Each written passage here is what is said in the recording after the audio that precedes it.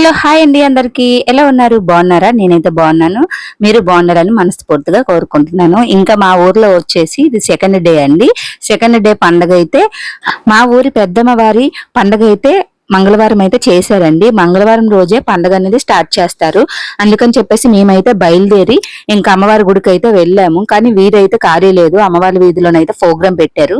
దానివల్ల అమ్మవారిని అయితే ఇంకా రెడీ చేస్తున్నారంట. అందువల్ల మేము వెనక్కి వెళ్ళిపోయి అమ్మవారి ఇంటి దగ్గర కాసేపు కూర్చొని తర్వాత వెళ్దామని చెప్పేసి అక్కడ ఉండిపోయాము అమ్మవాళ్ళ ఇంటి దగ్గర. ఇంకా అమ్మవాళ్ళ ఇంటి దగ్గర కూర్చున్నామే గాని అమ్మవాళ్ళ ఇంటి దగ్గర వచ్చేసి అస్సలు ఖాళీ లేదండి.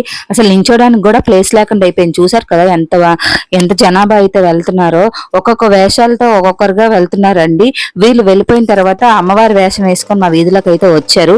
ఇతన్ని చూస్తే నిజంగా నాకు గూస్ బంప్స్ వచ్చాయి. అతను కళ్ళు తిప్పడం గాని డాన్స్ వేయడం గాని చాలా బాగా నచ్చింది. మీరు ఒకసారి చూడండి అతను ఎలా డాన్స్ వేస్తారో.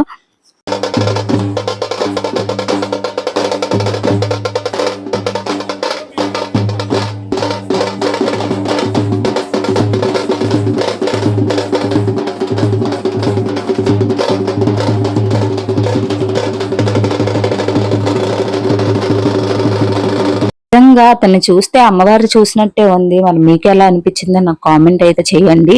ఇంకా మేమైతే అమ్మవారి టెంపుల్ దగ్గరికి అయితే వెళ్ళిపోయాము. చూసారా అక్కడ కూడా జనాభా ఎంత మంది ఉన్నారో. ఊరంతా అయితే అమ్మవారి గుడి దగ్గర అయితే ఉన్నారు. ఇంకా ఇక్కడ నుంచి లోపల నుంచి ప్రతిమలు అయితే తెస్తారండి. అమ్మవారి ప్రతిమ ఉంటది కదా, అమ్మవారి ప్రతిమ అయితే తెచ్చేసి ఒక్కొక్కరుగా తలపైన అయితే ఎత్తారు. చాలా బాగా చేశారు. నాకు నిజంగా అసలు ఎంత బాగా నచ్చిందో తెలుసా. అమ్మవారి ప్రతిమని లోపల నుంచి తీసుకొని వచ్చినప్పుడు అయితే ఒక్కొక్కరి మీద అయితే అమ్మవారి పోనింది. అసలు వాళ్ళని అయితే కంట్రోల్ చేయలేకపోయాము. మా ఊర్లో ఎప్పుడు సంబరాలు జరిగినా మా అమ్మమ్మ మీద అయితే అమ్మవారిని అయితే ఎత్తేవారండి. మా అమ్మమ్మ గారు అయితే చనిపోయారు కదా, అప్పటి నుంచి మా మేనత్త మీద అయితే అమ్మవారిని ఎత్తుతున్నారు. అమ్మవారిని మోయాలంటే చాలా శక్తి అనేది కావాలండి మన ఒంటిలోను. కానీ అమ్మవారిని ఎత్తిన తర్వాత మనం చాలా జాగ్రత్తగా ఉండాలి.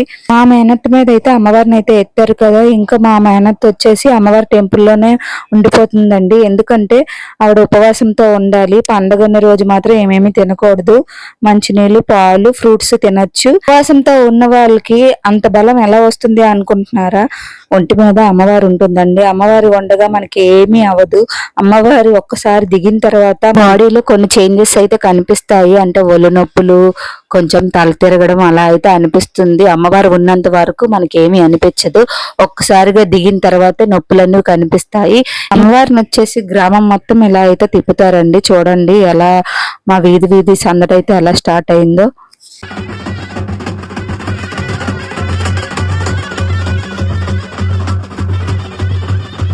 మరి అదండి మా ఊరి పండగ. సెకండ్ రోజు అయితే ఇలా కంప్లీట్ అయిపోయింది. మరి నెక్స్ట్ రోజు ఏం జరిగిందో నెక్స్ట్ వీడియోలో మేము ముందుకు వస్తాను. అంతవరకు ఉంటాను. మరి మీ ఇస్మత్ దేవి. వీడియో నచ్చితే లైక్ చేసి నా ఛానల్ని సబ్స్క్రైబ్ చేసుకోండి.